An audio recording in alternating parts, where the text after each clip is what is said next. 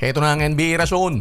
Galit at dismayado itong si Coach Steve Kerr sa post-game interview ng Denver Nuggets at ng Warriors. Dapat lang na magalit si Coach Steve Kerr dahil yung na-miss na tawag ng mga referees ay game-changing. Kitang-kita sa video na tumatawag ng timeout itong si Christian Braun pagkatapos niyang makuha ang loose ball. Pero hindi ito binigay ng referee bagkos ang itinawag ay jump ball. Kung itinawag ito, titira ng free throws ang Warriors, bola pa nila. Eto mga kabasketball, kahit ulit-ulitin pa natin, kitang-kita ang senyas nitong si Christian Braun. Pero binaliwala ng referee hanggat magkaroon ng jump ball.